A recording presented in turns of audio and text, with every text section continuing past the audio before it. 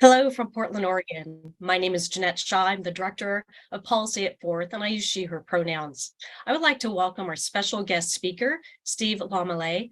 Steve is the Interim Communications and Stakeholder Engagement Lead at the Joint Office of Energy and Transportation, our moderator, Brant, and our fellow transportation electrification colleagues representing the Electrification Coalition, Forth, Grid Alternatives, Plug in America, Zeta, the Blue Green Alliance, Atlas Public Policy, and the Green Lining Institute, and to our more than 500 plus attendees on today's webinar.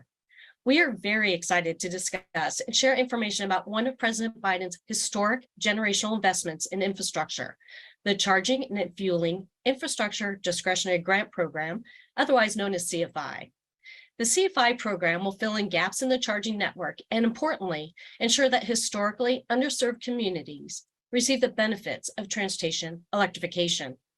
As Secretary Buttigieg said, at the announcement of the CFI program, as we prepare for an electric future, we need to make sure the benefits are accessible to all Americans in every corner of America.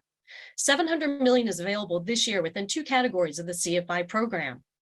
$350 million for Community Charging and Fueling Grants Program, and $350 million for the Alternative Fuel Corridor Grants Program. This is the first round of funding of $2.5 billion in total over 3 years that were made available under the Infrastructure Investment and Jobs Act, IIJA. Specifically, the Community Grants Program will provide grants up to $15 million to strategically deploy publicly accessible EV charging and hydrogen fueling infrastructure in communities. Infrastructures may be located on any public road or any other publicly accessible locations, such as parking facilities at public buildings, public schools, public parks, or publicly accessible parking facilities owned or managed by a private entity. The Corridor Grants Program will provide grants of $1 million or more, with no maximum, to strategically deploy publicly accessible EV charging infrastructure and hydrogen fueling infrastructure along designated alternative fuel corridors. And now, without further ado, I will turn it over to Steve to share more in-depth details about the CFI program. Steve? Great, thanks so much, Jeanette. It's a pleasure to be here with all of you today, and thanks to Forth and the Electrification Coalition for hosting today's webinar. If you could go ahead and bring up my slides, please, I'll get started. Again, I'm Steve Lamalais. I'm the Interim Communications and Stakeholder Engagement Lead for the Joint Office of Energy and Transportation. And I've been with the Joint Office since we launched, which was in, I guess it was early 2022 at this point. So a little over a year now. And on today's webinar, I wanted to, first of all, introduce you all to the Joint Office and make sure you all understand that we're a resource for you, and then talk about the programs that we support. So we talk a little bit about the National Electric Vehicle Infrastructure Formula Program because it does relate to CFI. Our overarching goal is to build a national network that's convenient, reliable, accessible, and equitable, and so the two programs really fit together. And then I'll talk about the Charging and Fueling Infrastructure Discretionary Grant Program, some of the technical assistance that's available through the Joint Office, and then what we're focused on next. So first, some of the Joint Office priorities. We were established in the Bipartisan Infrastructure Law to address areas of joint interest between the Departments of Energy and Transportation. So we've got $300 million of funding to support the efforts of the Joint Office. We currently have a notice of intent for a funding opportunity that's available and posted on driveelectric.gov, looking at things like workforce development, charging network reliability, that sort of thing. So I encourage you to check that out as another opportunity. And we're focused on 9 major areas of emphasis in the Joint Office, and I'll tell you a little bit about that here in a second. But our overarching mission is to accelerate an electrified transportation system that is affordable, convenient, equitable, reliable, and safe. And we're doing this so that hopefully we can build a future where everyone can ride and drive electric. So our vision for the Joint Office of Energy and Transportation is to support the deployment of zero-emission, convenient, accessible, and equitable transportation infrastructure. And so we're really coordinating and leveraging activities between the U.S. Department of Energy and the U.S. Department of Transportation. The CFI program and the NEVI program are DOT federal highways programs, but we're tapping into resources across DOT as well as in DOE to make sure that applicants and folks spending money through these programs have access to all of the great resources between the two departments. And then we really want to be the front door to the federal government. So again, there's lots of expertise at DOE and DOT, other federal agencies as well. We're working with FTA and EPA on the Low-No Transit Program and the Clean School Bus Program. And really we want to provide a holistic view of all of the opportunities that are available to you to create a sustainable transportation future. And then convening federal agencies and private sector companies, as well as NGO and academia. I think this webinar is really a great example of how there are lots of community partners out here who are all working together. And we've kind of embraced this idea of a big tent, recognizing that there's lots of expertise in this space. There's lots of people that have things to offer. And so I think this webinar is really a great example of how we can all work together to achieve the goals of these two programs. And then lastly, focusing on the social return on investment and providing pilot funding to test various solutions to meeting our transportation electrification goals versus simply deploying hardware. We want to be context sensitive and make sure that when we're working with all of you to install charging infrastructure, that it's really meeting the needs of the communities on the ground and creating opportunities for people. So we do have 9 areas of emphasis, as I mentioned, and really we've been largely focused on technical assistance over the last year. First through the National Electric Vehicle Infrastructure Formula Program, working with all 50 states plus Puerto Rico and District of Columbia to develop EV deployment plans. But we're continuing to work on these other 9 areas of emphasis. So data sharing, for example, is a big part of what the Joint Office is focused on, recognizing that there's going to be a lot of data generated from the deployment of charging infrastructure and using that data to inform future efforts of the Joint Office and the federal government. Working on regionalized and national studies of EV charging, like how much charging do we need, how much is it going to cost, supporting workforce development through training and certification programs, looking at how we can integrate renewable energy generation, storage, and grid integration into these projects, thinking about moving the electrons through transmission pilots and the rights of way along highways, and then other research strategies to mitigate the effects of climate change. I'm also working with utilities to streamline the transmission of electricity in the transportation right of way, and then anything else deemed important by the Secretaries of Energy and Transportation. Sorry, my slides are getting ahead of me here. So again, the 4 programs that the Joint Office is supporting, and we're doing this by providing unifying guidance, technical assistance, and analysis, is the National Electric Vehicle Infrastructure Formula Program. So that's a NEVI program, and that's a DOT program, which is $5 billion for states to build a national network of EV charging along designated alternative fuel corridors. And then what we're talking about today, the Charging and Fueling Infrastructure Discretionary Grant Program, which is $2.5 billion in community and corridor grants. Jeanette talked about how this is divided into the 2 buckets, community-focused and corridor-focused, with $350 million each in this first year. Can also support hydrogen, natural gas, and propane fueling infrastructure. And then the Joint Office is also supporting the Low No Emission Grants Program for Transit through DOT, which is $5.6 billion, and then the Clean School Bus Program through EPA, which is another $5 billion. So on the NEVI side, all 50 state plans have been approved. So that includes all 50 states plus DC and Puerto Rico. And these were approved last September, and that unlocks $1.5 billion in FY22 and FY23 funds. States are beginning to issue RFPs for these programs. And so I think the key takeaway here is I would really, really encourage you all to take a look at your individual approved state EV deployment plans. The CFI program asks applicants to align their efforts with EV deployment plans of their states, regions, that kind of thing. And so familiarize yourself with the efforts that are already ongoing and think about how the project that you're proposing potentially supports that build out of a national network that is convenient, reliable, equitable, and safe. There are minimum requirements for the NEVI formula program, and there are also minimum requirements for all Title 23 projects, which includes the Charging and Fueling Infrastructure Discretionary Grant Program. So for NEVI, we're looking at, again, building out that highway network. So this is stations that are 4 ports, 150 kilowatts with CCS connectors every 50 miles along designated alternative fuel corridors and not more than 1 mile from the highway corridor. And again, this is kind of addresses that issue of range anxiety that a lot of early adopters of EV vehicles have felt. And so we want to make sure that people have the confidence to get an EV and go anywhere they want. So on the CFI side, the grant program is now open. The deadline to apply is May 30th. And again, $700 million in FY22 and FY23 funding is now available and divided into 2 distinct buckets. And overall, it'll be $1.25 billion each. So you can visit driveelectric.gov to learn more and access the NOFO itself. Sorry, just trying to advance slides here. It looks like I got hung up. So again, corridor charging grant program and the community charging grant program, those two distinct buckets. All right, here we go. So for the corridor charging side of things, the charging infrastructure or alternative fueling infrastructure has to be located along a designated alternative fuel corridor. You can visit driveelectric.gov and find information on alternative fuel corridors. Federal Highways has a whole site with interactive maps. You can download the data and use that to inform your proposal. But the EV charging should be located within 1 mile of the alternative fuel corridor and within 5 miles of within 1 mile of the corridor. They have to be publicly accessible, must use the funds to contract with a private entity, have to address the environmental justice issue, and must be accessible to and usable by individuals with disabilities.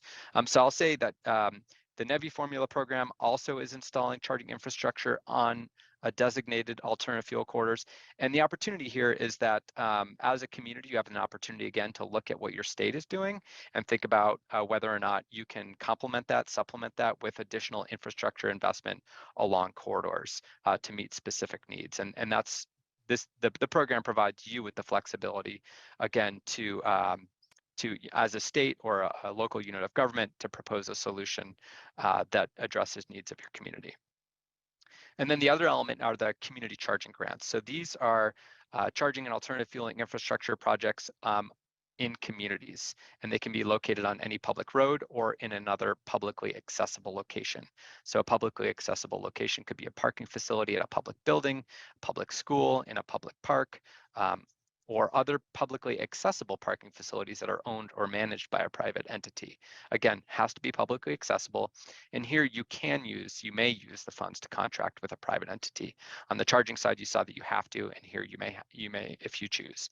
But again, you need to address the environmental justice issues, and the projects need to reduce greenhouse gas emissions to expand or fill gaps in access to publicly accessible infrastructure.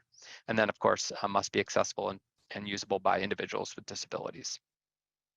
So eligible entities for these programs include states or political subdivisions of states, metropolitan planning organizations, units of local government, special purpose districts, Indian tribes, US territories.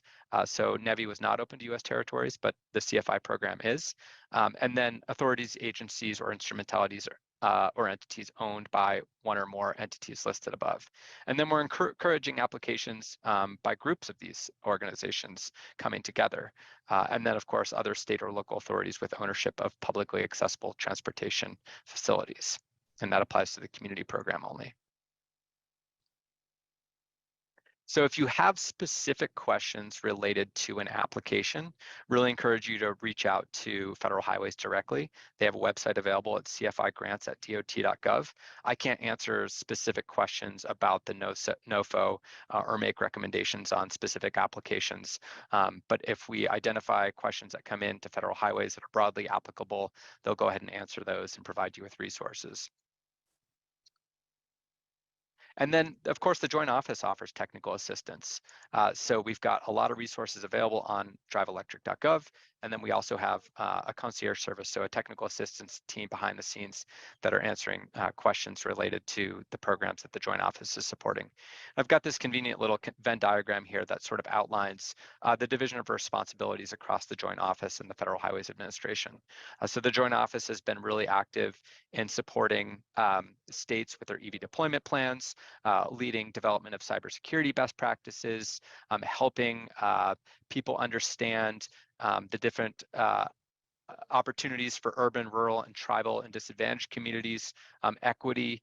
We've got a whole equity team that can help you out with access to resources, maps, data, best practices for engaging community. We've been doing a lot of webinars on a lot of these topics. But again, reach out to us and we can help you address this.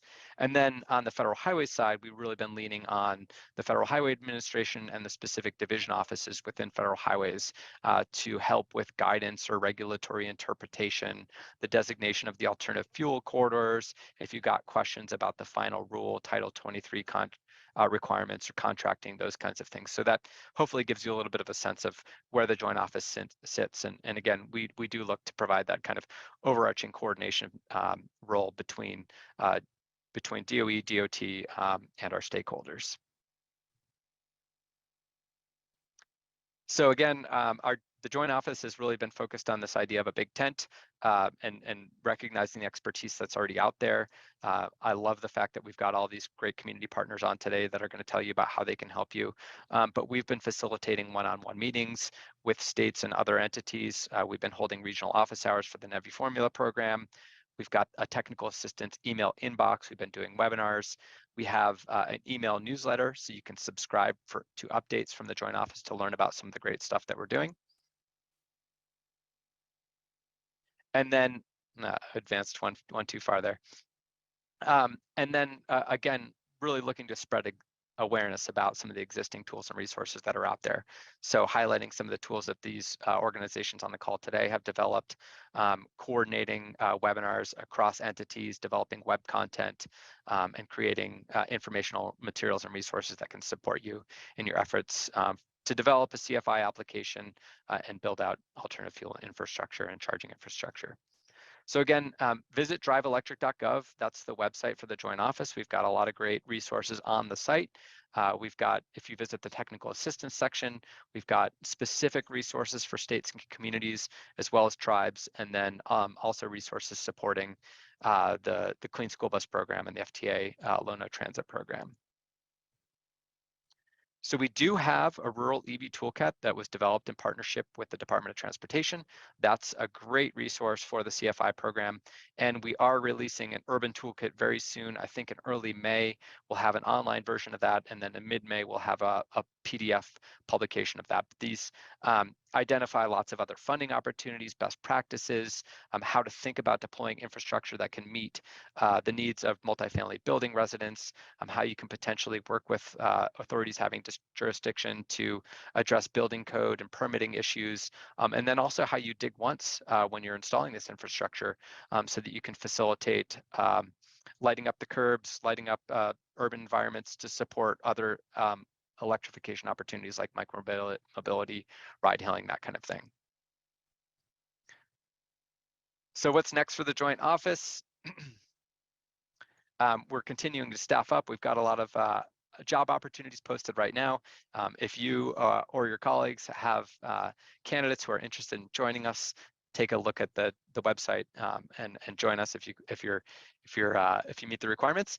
And then really building a community of charging expertise in the Joint Office with our community partners. That's a big focus. We are shifting our technical assistance. We were largely focused on helping states develop EV deployment plans. Now we're really focused on implementation.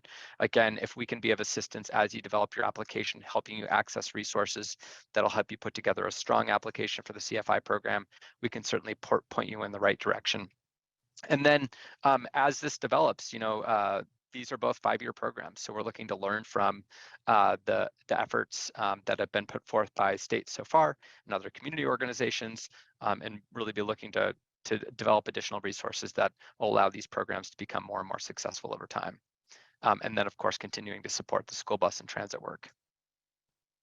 So there are EV charging minimum standards that apply to the NEVI Formula program as well as Title 23. There's also Buy America requirements. And so the Joint Office worked on both of those with Federal Highways, DOT, and DOE. The Charging and Fueling Infrastructure Discretionary Grant Program is live.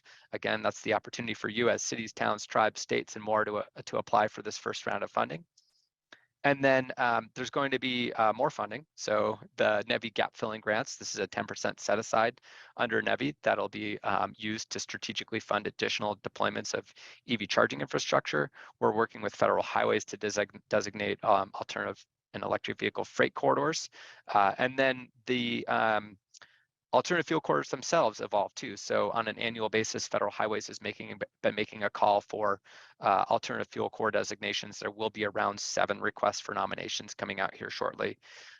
We also have an electric vehicle working group, which is a federal advisory committee that we're standing up with the Joint Office, and that'll convene experts from industry and the private sector and federal government as well to inform our work moving forward. So again, driveelectric.gov is a great resource for you. You can subscribe to our news alerts, you can attend webinars, you can access technical assistance related to the programs that I mentioned. For CFI, you can access the NOFO, you can view approved NEVI EV deployment plans, lots of great resources here, and also access the technical assistance concierge service that we have available to folks like you. I mentioned this in the beginning, there are funding opportunities available outside of CFI and NEVI. For example, the notice of intent that I mentioned for a joint office funding opportunity. So you can visit driveelectric.gov funding opportunities to see that. And then again, that contact us form, this really is the best way to get a hold of us. We've got a whole team of folks behind the scenes that can answer your questions, provide you with resources, connect you with the appropriate folks to answer your questions. And we generally get back to folks within 48 hours. So reach us here, driveelectric.gov contact, and we'll do our best to make sure that you have what you need to be successful with the CFI program. So key takeaways right here, the Joint Office works to provide guidance, technical assistance, and analysis across NEVI and CFI. We're supporting the NEVI program, the Clean School Bus Program, Low No Transit Program. CFI grant applications are open. We really encourage you to get the word out to your communities and your neighboring communities. The deadline to apply is midnight Eastern time on May 30th of this year. So hopefully you all are thinking about this and working on that. And I think we're going to take some questions at the end, but now I'll turn it back to Jeanette, who's going to move on to our community partners. Great, thank you. And I'm going to turn it over to Brant. All right, thank you, Steve, so much. I can't thank you enough for that wonderful presentation on the charging and fueling infrastructure grants. So as excited as many of all of you are about this available funding, I would imagine that you are also equally concerned about getting your affairs in order to write this grant. You may be asking yourself, who do I need at the table to write the grant? Do I have enough time to apply? What resources should I be using? Is there any help organizations can provide? That's why this next portion of the webinar is so important. We've gathered organizations from around the country that are here to help in different ways. So now I would like to give these groups the spotlight to talk about what they do and how they can help. We have members from Greenlining Institute, Atlas Public Policy, Blue Green Alliance, the Electrification Coalition, Forth, Zero Emissions Transportation Association, or ZETA, Plug in America, and Grid Alternatives. So without further ado, Isa Gaillard from Greenlining. Thank you. Hello, everyone. My name is Isa Gaillard, and I'm a Senior Program Manager at the Greenlining Institute. Greenlining works towards a future where communities of color can build wealth, live in healthy places filled with economic opportunity, and are ready to meet the challenges posed by climate change. Together with Forth, Greenlining co-manages a program called TEAM, or the Towards Equitable Electric Mobility Community of Practice. TEAM is a multi-state group of advocates that share policy goals, build capacity, and work to advance racial equity in electric mobility. TEAM supports frontline communities in accessing the benefits of CFI through technical assistance, relationship building, and advocating for equity in the design and implementation of electric transportation and infrastructure programs. We work with cohorts across 5 states, Colorado, Illinois, Michigan, North Carolina, and Virginia. And our cohorts consist of small grassroots organizations like Soul Nation and Warehouse Workers for Justice, all the way to larger groups like NRDC and the Sierra Club.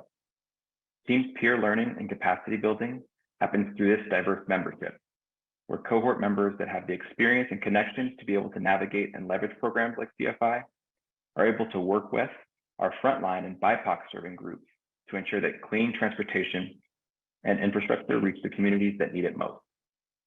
As our members and their communities apply for CFI, TEAM facilitates regular resource sharing and peer learning calls so that our partners, especially those that have been historically marginalized, are equipped with the knowledge and power necessary to fulfill the promise of CFI and the electrification movement more broadly. Thank you.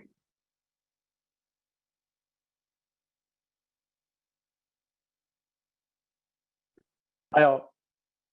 I'm Spencer Burgett. I'm a policy analyst with Atlas Public Policy. We're a small policy tech firm based in Washington, D.C., and we work with advocates, public officials, and industry to make smart data-driven policy to advance transportation electrification.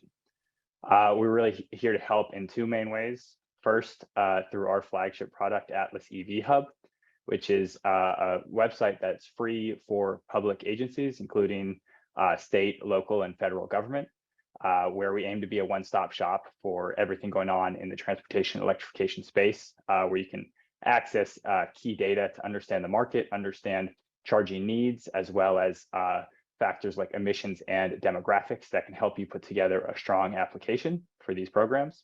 And that in addition, will help you keep track of future programs and due dates and RFPs as we see all the funding coming out of the federal government. And then second, we're available to help support directly on a limited ad hoc basis. That could look like answering questions you might have about your application, pulling maybe data specific for your state or for your community to help you, again, put together a strong application, or to put you in contact with tools, resources, and other partner organizations within the community. And then lastly, can help advise and think through any questions you might have about your application. So again, we're really here to help through those services. I encourage you to check out Atlas EV Hub and get in touch through the document shared ahead of the webinar. So thank you all so much. And hello, my name is Reem Brayef. I am a Senior Transportation Advisor at the Blue Green Alliance.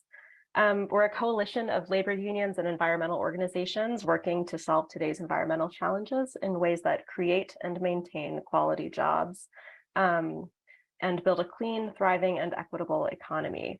Like I said, we're a national coalition of labor unions and environmental organizations, but we also have presence across several states across the United States.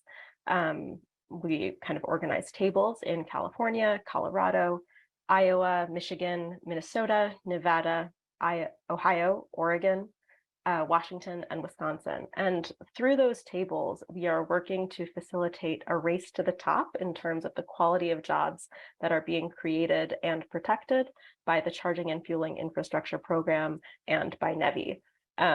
This is kind of industry shaping funding that we're seeing coming out of the Joint Office, and also a brand new industry, the EV charging sector, that is comprised of a range of jobs from jobs manufacturing that EV charging infrastructure, jobs in construction trades, building the infrastructure, electricians who are installing and operating and maintaining the infrastructure, as well as kind of non-electrical work that makes sure this infrastructure is up and running.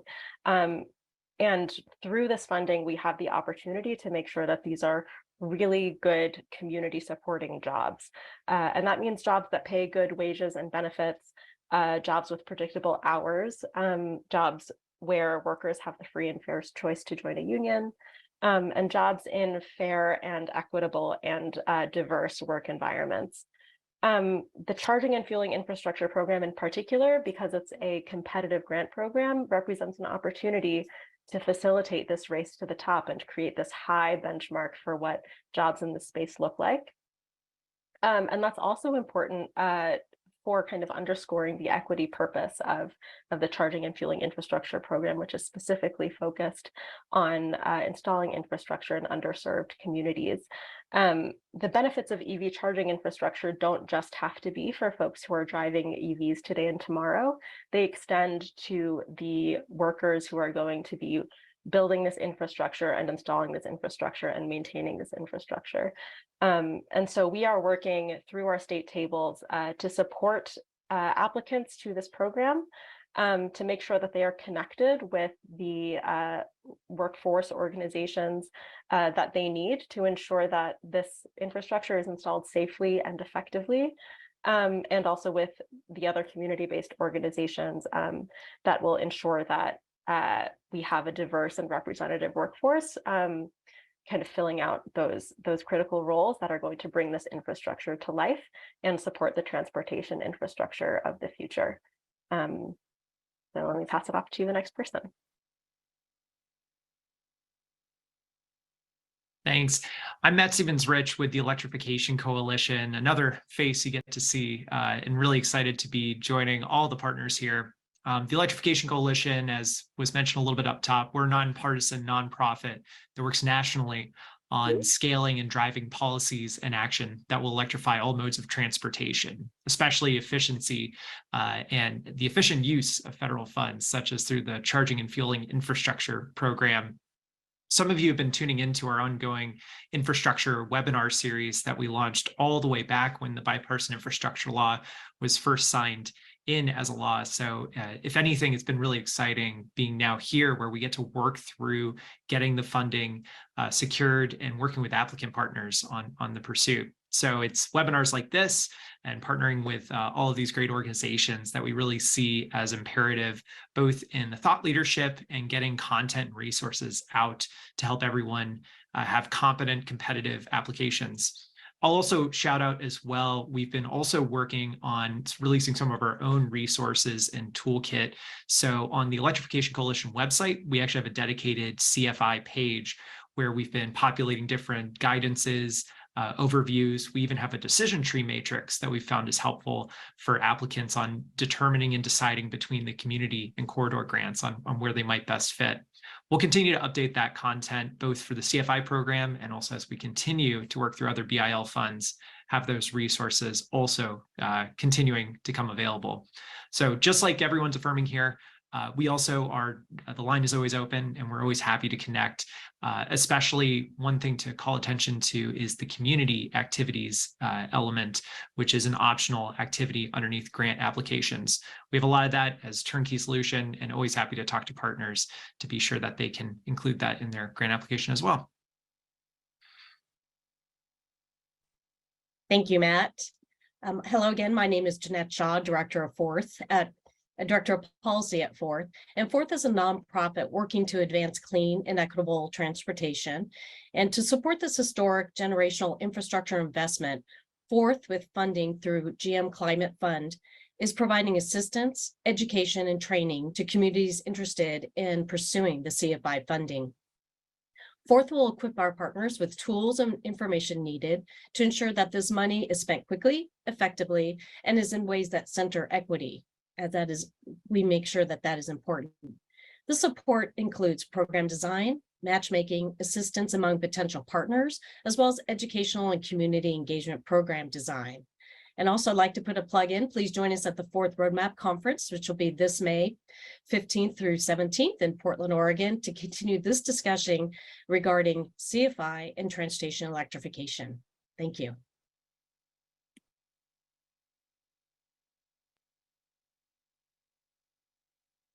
Hi, my name is Leilani Gonzalez. I am the Policy Director at the Zero Emission Transportation Association, otherwise known as ZETA. ZETA is an industry-backed coalition of member companies spanning the entire EV supply chain. Together with our members, ZETA advocates for 100% EV sales by 2030. Our membership includes critical mineral companies, battery manufacturers and recyclers, charging manufacturers, automakers, and utilities. We intend to use the educational arm of ZETA to raise awareness about the CFI grants using dedicated resources such as one-pagers to targeted states looking to electrify but maybe not sure how, and also using our communications team to amplify resources from the Joint Office and our internal team resources on electrification. As a representation of the industry, we seek to educate the public about how our member companies are leading the electrification efforts. We are hopeful that more awareness will lead like-minded communities to replicate the new joint ventures happening across communities, particularly with charging manufacturers and utilities at the forefront that are being announced almost daily. Thank you. Hi, my name is Ingrid Malmgren, and I'm the Policy Director at Plug in America. Plug in America is a nonprofit EV consumer advocacy group. We are currently in our 15th year of working to facilitate the rapid and equitable transition to electric transportation. We do this through research, education, and advocacy. Plug in America develops evidence-informed policy and advocacy positions through research. Our annual EV driver survey collects feedback from thousands of EV drivers and intenders across the country. Through these survey responses, we learn about barriers to and benefits of EV adoption and use. We educate consumers through webinars, ride and drive events, and PlugStar, our online EV shopping tool. We also educate people through our EV support program, which provides email and phone support to answer questions about EVs, EV tax credits and incentives, and EV charging. Many of these tools are customizable for individual communities, municipalities, state governments, and utilities. To get word out about the charging and fueling infrastructure discretionary funds and grant opportunities, we are conducting webinars in targeted states to complement what other groups in the Joint Office are doing to provide education about these grants to eligible applicants. We are also available to partner with eligible grant applicants to provide education and outreach about electric vehicles and EV charging as part of the community grants. We look forward to supporting this effort to build out the nation's public EV charging network and educating current and future generations of EV drivers about the many benefits of driving electric. Thanks. Hello, everyone. My name is Rachel Aptowitz, and I am a clean mobility strategist at Grid Alternatives. Grid is the nation's largest nonprofit clean energy installer, and we believe that a rapid, equitable transition to a world powered by renewable energy really needs to benefit everyone. For over 20 years, we've been implementing community-first projects to deliver clean energy solutions, like solar power, energy storage, and clean mobility exclusively for low-income households across the US. For the CFI program, we're working with Jeanette's team at Forth to assist in conducting outreach to communities through the GM Climate Equity Fund. We're also working with partners in states across the US to provide both support and thought partnership to educate eligible applicants about this great discretionary grant opportunity. At Grid, we're really focused on supporting applications that center equity, and I'm particularly excited to discuss applications that are thinking about providing benefits specifically for multifamily affordable housing residents. So again, my name is Rachel Aptowitz. Please reach out if you're interested in learning more about what we're doing at Grid Alternatives and discussing how this investment can truly advance economic and environmental justice in our communities. And I think I'm the last one, so thank you so much. And I want to thank all of you, all the organizations who just spoke. Thank you for all of your efforts and all your work. And we truly appreciate you being on today. So now we have about 15 minutes left for Q&A. We have gotten a lot of questions. We obviously won't be able to get to all of them, but we are going to try and create a group of questions that try and fit as many of the topics that you're trying to talk about in the Q&A as possible. So Steve, I hope you're ready for a series of questions from me, and we'll get started right now. Given the wide range of projects that are allowable under CFI, what thoughts and considerations would you encourage potential applicants to bear in mind as they develop their projects and pull together their project narrative? Great question, Brent. Yeah, and I am excited about all of the questions. And if I can't answer them, you can find us on driveelectric.gov, and you can also reach out directly to Federal Highways Administration. But I think big picture is, tell us about how your project supports the Biden administration's goals to reduce emissions and build a national EV charging network. So again, big picture, we're focused on building an EV charging network. We're supporting infrastructure that reduces emissions. And so from a network perspective, tell us about how your project makes it more convenient, accessible, reliable, equitable for people to access that infrastructure. Definitely read the NOFO. There's a lot of really good information, and make sure that you give us thoughtful responses to the questions that are asked. So, you know, with those questions, there's probably some that are going to be hard. And if it's hard, tell us why it's hard. Tell us why you're struggling to answer the question. Give us as much information as you can. Definitely don't leave anything blank.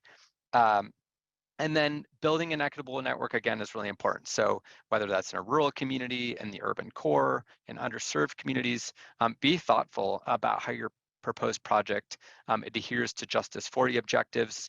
The introduction of the NOFO communicates the priorities of the funding opportunities. So supplementing private investment, complementing other efforts and federal programs, facilitating broad public access, implementing Justice 40, advancing job quality and equity, and reducing greenhouse gas emissions. I think, again, putting together a narrative is really telling a story about how your project is going to make a difference. And I think that's how you're going to be successful, is telling that story. And as Steve alluded to, the NOFO is on the Joint Office's website, but also in our post-webinar email out to everyone, we will be including the NOFO link on there. So if you can't find it for some reason, it will be on that post email that we do send out. Thank you for that answer, Steve. Next question is, how should applicants balance between community grant and corridor grant if considering both? Yeah, so again, like think about the solution that you're trying to achieve. What problem are you solving? And you can apply for both the community grant and the corridor grant with one application. You just need to make sure that you're satisfying the criteria for both programs or both opportunities under the program. So tell us about how the project aligns with the existing state EV deployment plan, for example. So again, I talked about NEVI and making sure you familiarize yourself with the important work that states have already done to talk about how they're building a national charging network in their states. So read that, think about how your project fills gaps, complements the efforts of a state, addresses the needs of your community, that kind of thing. And then again, specifically, what solution are you proposing? How does that solve a specific community or corridor need? And so I guess that's, yeah, again, getting back to the need that you're addressing. And it could be both elements for sure. That's great. As you talk about the narrative and how you're telling a story, the NOFO talks about scalability. Mm-hmm. Can you provide some examples of what you think a successful, I shouldn't say so, what a scalable project might look like? Yeah, I think there's kind of various ways of looking at this. There's the scalability in terms of partners, right? So you could involve multiple partners across a state or a region, different types of the eligible entities. You can engage with groups like DOE's Clean Cities Coalition Network. They've got a lot of experience with various stakeholders, so it could be kind of scalable in terms of the scope and the entities involved. It could also be scalable with respect to the specific project. So perhaps you're deploying charging infrastructure right now, proposing to build infrastructure that meets the needs of multifamily building residents with level 2 charging, but you recognize a growing need in your community for DC fast charging that would allow people to top off or might meet the needs of car share or ride hailing vehicles. So again, that could be scalable, like I want to deploy 4 level 2 chargers. And if I could, I would also want to do 2 DC fast chargers to meet the needs that, of ride hailing, car sharing, people who need to top off, that kind of thing. So I think there's various ways of looking at that. And again, getting back to the needs, what are your immediate needs that you want to address? And then what are those kind of longer term needs that you might hope to address if you had the funding to do it? Yeah, one of the great things about this opportunity for everyone is the fact that it's not only scalable, but it is incredibly flexible. And Steve, you touched on a couple of ways that can be flexible. Now let's shift to equity. How can communities ensure that their projects are equitable from application all the way to deployment? Yeah, so again, really encourage you to look at those EV deployment plans. Every single state plus Puerto Rico and DC had equity sections in their plans, talked about how they had engaged with underserved communities to understand potential benefits and impacts of their projects. So that's a really good place to start. But you should tell us who you've engaged with, how you've engaged with them to identify expected benefits or impacts of your project, and how, and kind of, again, how the project that you're proposing was developed in concert with the communities that it's going to be benefiting or impacting. And the NOFO itself has a lot of specific information on the topic. So you can read that equity section and get some additional ideas there. Thank you for that. Yep. And so we just heard from a bunch of different organizations who are all involved with the CFI program and electrification. As we wrapped up all of our elevator pitches, how should the applicants work with community partners and other stakeholders to build their application? Yeah, I think it kind of relates to that scalability idea too, right? We've got all these wonderful community partners who have great resources. They also, to some degree, can kind of play a matchmaking role, and maybe identify people who are interested in similar projects and how you could kind of build off of each other to create a project that meets a lot of needs in a region or in a community. So I think there's kind of a matchmaking role. There's certainly access to resources. I know, we had community partner, all of you talked about some of the resources that you have available.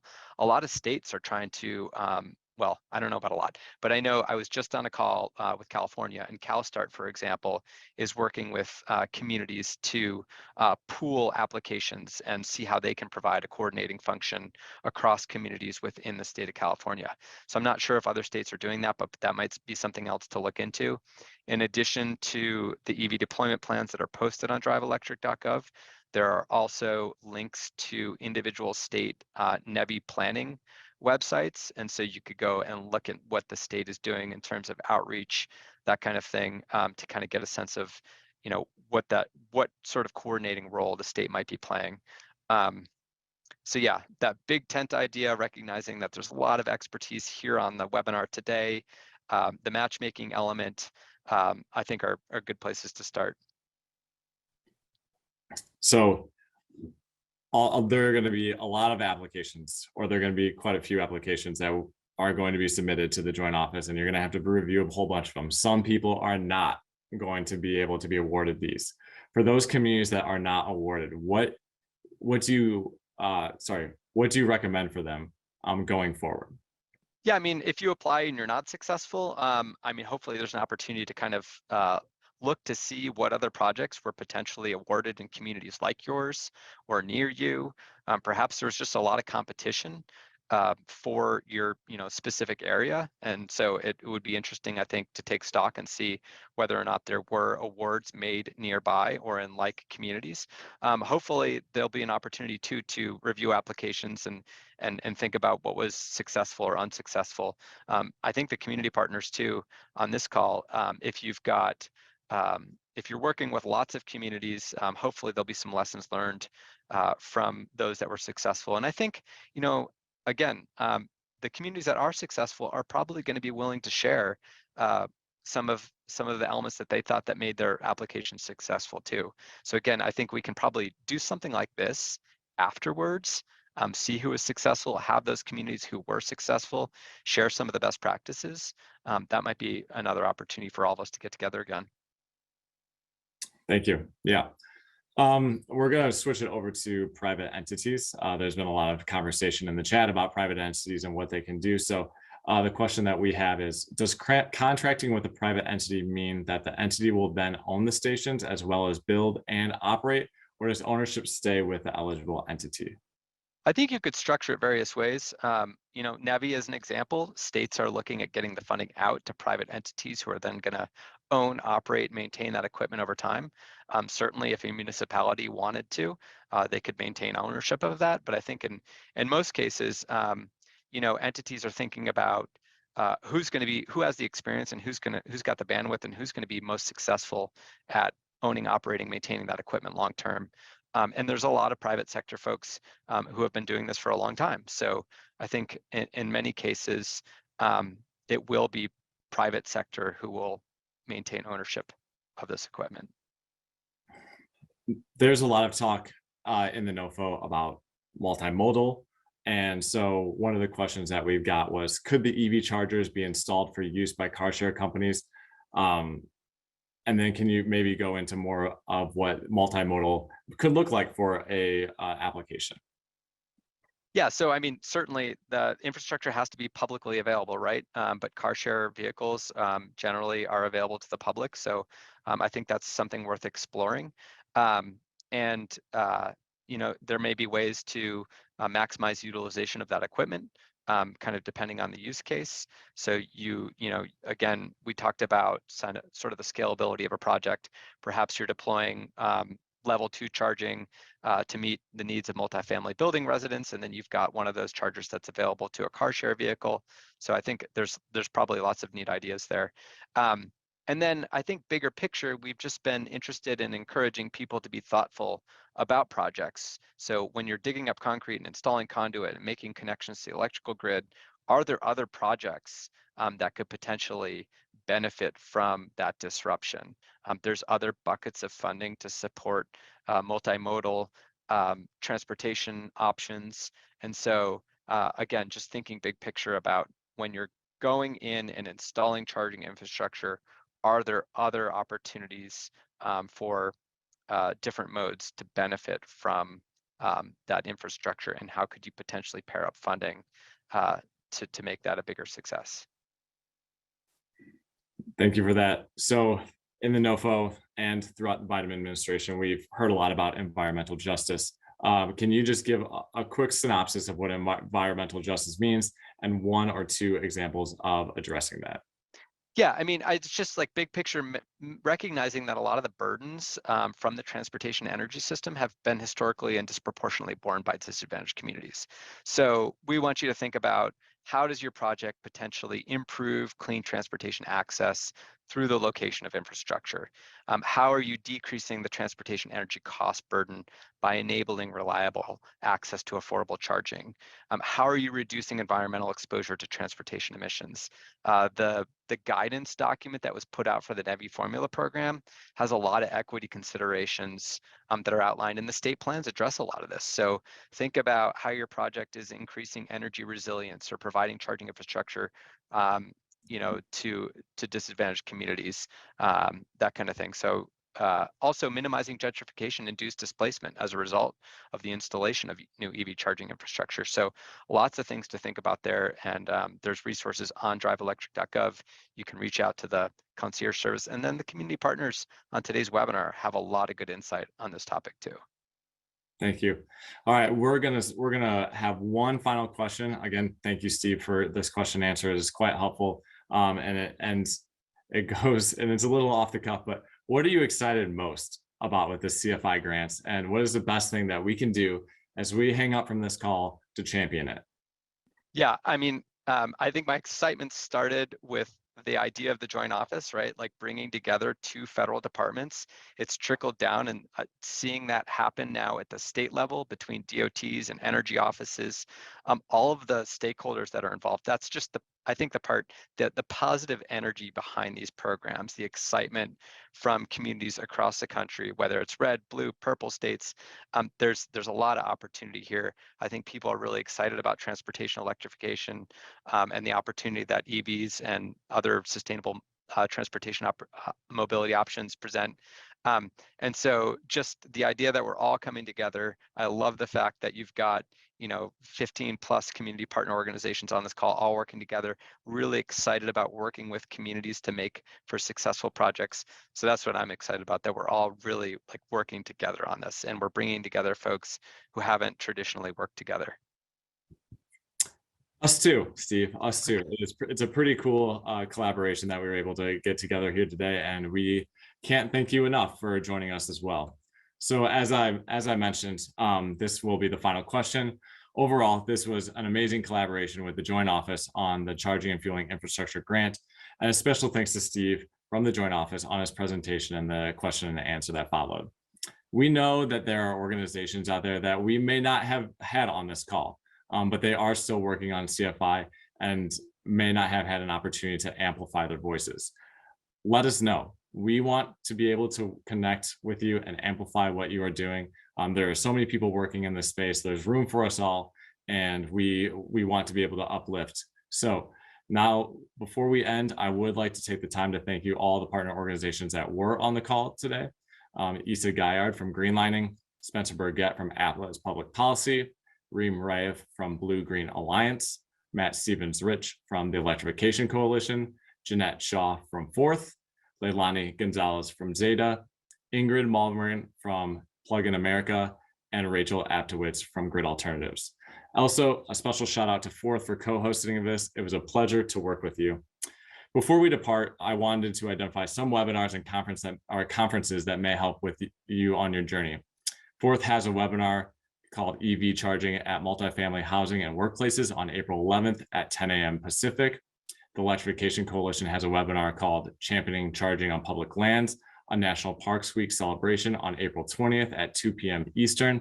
And then, as Jeanette mentioned, there is Forth's flagship event, Forth Roadmap Conference, from May 15th to May 17th.